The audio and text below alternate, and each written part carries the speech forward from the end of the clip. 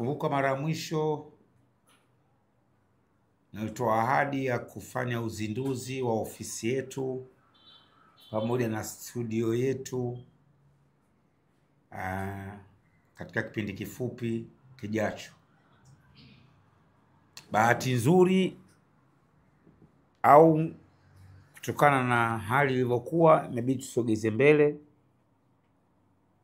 Badala ya kufanya Novemba hii au Oktoba iliyopita sababu ya uchaguzi, sasa tutafanya uzinduzi tarehe 12 mwezi wa 12 siku ya Jumamosi hapa ofisi zetu za Manara TV, na sherehe zetu za uzinduzi natarajia kuzifanyia kwenye viwanja vya hapa nje. Kidogo tutafanya uzinduzi mkubwa kwa sababu tunatarajia kuwa na studio kubwa. Lengo letu ni kustawisha taaluma hii ya habari, hususan online TV. Sasa mnafahamu online TV nguvu yake kwenye eneo la tasnia ya habari kwenye nchi yetu na Afrika na duniani kwa ujumla. Na sisi tumeamua Manara TV tushirikiane na Watanzania na vyombo vingine vya habari kuhabarisha watu, kuwaburudisha, kuwaelimisha, lakini na kuwapa taarifa tofauti tofauti, kwa sababu sisi ingawa huko nyuma wengi walijua tunaanzisha Manara TV ni kwa ajili ya football, na wakati ule akasema hii ya Yanga hii. Nikawa najaribu kuwaelimisha wenzangu, hii kwanza sio ya Yanga wala sio ya football. Tulianza wakati ule kidogo kidogo, nafahamu tulipingwa kidogo, lakini sasa kwenye eneo la mpira sisikii tena malalamiko ya kutoka vijana wangu kwamba tumezuiwa, tumefanywa hiki, tumekatazwa kukava. Wanakava timu zote, wanakava kwenye shirikisho, wanapewa vibali vinavyotakiwa, wanapewa free pass. Na tumejikita pia kwenye masuala ya kisiasa. Mnaona tunafanya coverage kubwa kwenye uchaguzi mkuu uliopita. Tumefanya coverage kubwa, watu wetu wamekwenda maeneo tofauti tofauti, wanapata heshima. Hakuna tena interview inakataliwa. Lakini pia kwenye burudani tunakwenda vizuri, tuna ushirikiano na wasanii wote bila kubagua, kwa sababu mimi huwa nawaambia kwenye vikao vya kazi, Manara TV isimuonee mtu.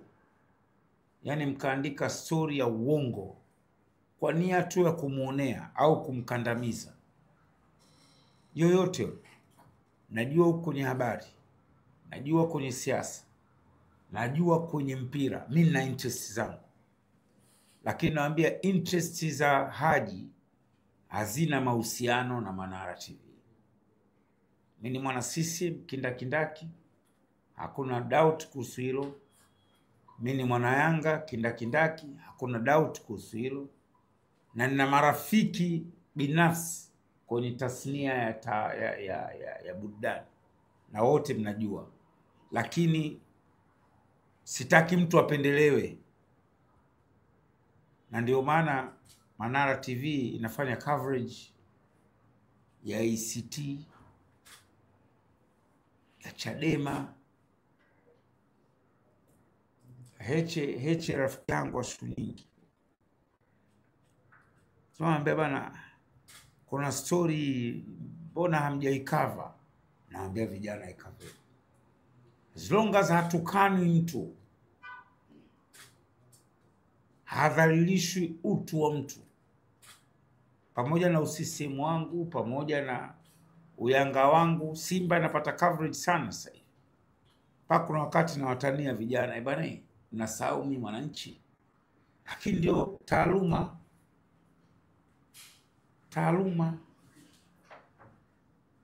Sibagui huyu Alikiba, huyu Harmonize, huyu Nandi, huyu Diamond, huyu nani.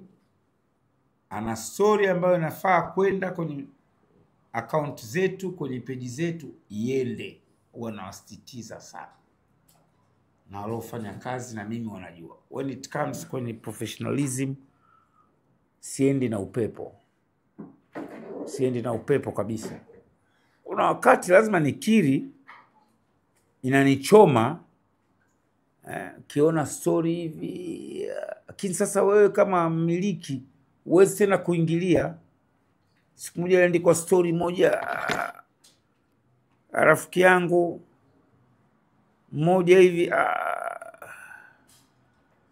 sio nzuri, lakini sasa nitafanyaje? Tajizuizi niwachekeshe. Ndugu yangu mmoja, nimtaje tu, rafiki yangu Baba Levo, pigia bwana, watu wako wanaandika story ya Zito na nini, kanilaumu sana. Baba Levo, mimi kwanza sifuatilii, sio kazi yangu kwamba Manati mimi posti nini. Hilo la kwanza. Lakini la pili, wewe rafiki yangu, hasa tukianza kukava, kama hata mimi kuna wakati Wasafi wananiandika vibaya sana.